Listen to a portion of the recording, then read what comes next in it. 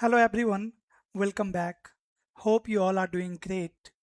Guys, today I have a very interesting scenario based networking question. First of all, see my scenario. In my scenario, there are two routers, R1 and R2. Both the routers are connected to MPLS router, and you can see the IP subnet, IP configuration between R1 and MPLS, between MPLS and R2. Behind R1 and R2, I have a LAN. I have created one loopback. See on router number one, subnet is LAN subnet is 10.1.1.0/24, and behind router number two, my LAN subnet is 20.1.1.0/24. And see the issue when I am pinging 10.1 from router number 2, then you can see the result, right? I said ping and the IP address 10.1.2, and here is the result. You can see success rate is 40%. Some packet is getting dropped and some are getting reply. See, let me ping again 10.1.1.1, and you can see first packet drop, then we got the reply, then again two packet got dropped, then again I got the reply. So success rate is 40% because we sent 5 ICMP packet and we got reply of 2 packet only, right? So that's why success rate is 40%. Now you need to tell me what can be the reason. Just guess what can be the reason, where can be the reason, and why this can happen. Even from router number one, if I am going to ping 20, let me show you ping 20.1.1 here, then see ping is not working here. All the packet is getting discarded, destination unreachable, right? I'm getting destination unreachable error here on router number one, and on router number two I'm getting 40% success rate, right, while pinging to 10 subnet from R2. Even if I'm going to apply the source, change the source 20.1.1, then you can see the result.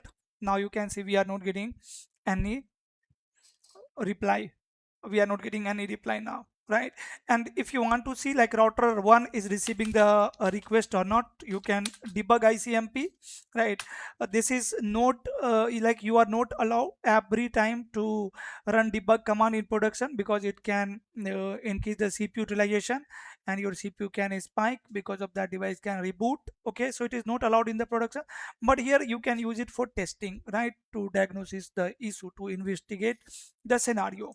And now if I'm going to ping, okay, let me ping first without updating the source IP address, and here you can see we got the reply, and router number one is generating reply. Here you can see ICMP could reply to source this and destination this, right? Because when I'm pinging to 10 submit from R2 without updating source IP address, then source is going to be exit interface IP. Exit interface IP is 2.2.2.1, right? So R1 is replying to 2.2.2.1, but on router number one we have only 2 reply, right? Not 5 reply.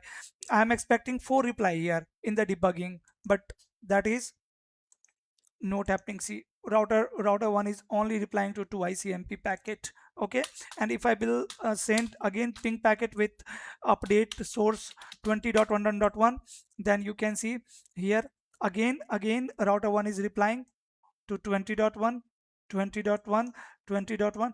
This time router 1 is replying to all the packets, right? Here I am able to see 5 reply packet on router number 1, but on router number 2 you can see success rate is 0%. So these are clue, right, I have given you for troubleshooting just to guess the issue.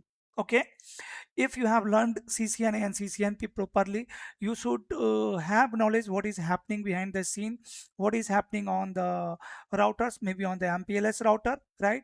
What we need to check first. Okay, so if you can guess the issue, please let me know your answer in the comment section, why this can happen here, right? When I am updating source IP address on router number 2 and then pinging to 10.1.1, then router 1 is replying to all packet, but on router number 2 we are not able to see any result, right? We are not getting any output.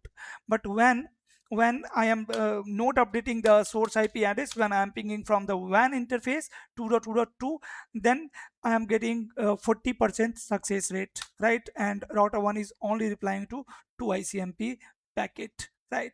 So these are more than sufficient to understand the issue, right? Just I want to test your knowledge, right? as you are following PM networking videos post, let me know the answer of this question as well in the comment section. And in case if you don't know, and even you don't want to learn only this scenario, because see here, if I can show you the answer directly, that see this is the reason why it's happening, it can not help you to understand the overall enterprise network or data center network or the routing concept. Okay, because this is just a scenario example. You need to understand the complete routing behavior here, packet flow over here, right? If you want to learn everything from the scratch, then you can check our NANP course as well. Once you can check our mentorship course, you can check our playlist on PM networking YouTube channel, and from there you can start learning. If you can guess the answer, then let me know your answer in comment section. Definitely I will check, and I will love to share my answer as well in the comment section. I will reply to your comment. That's all. Just I was configuring BFD here and I faced this, so I thought to make video on it, because this is interesting, this is very interesting, right? So when I ping 10.1 from R2, ping didn't work with loopback with source 20.1, but when I remove the source and when I ping, then I got 40% reply. Then before fixing it, I thought to capture this scenario, right? And this is right. Let me know your answer in comment section. That's all for today. Bye bye.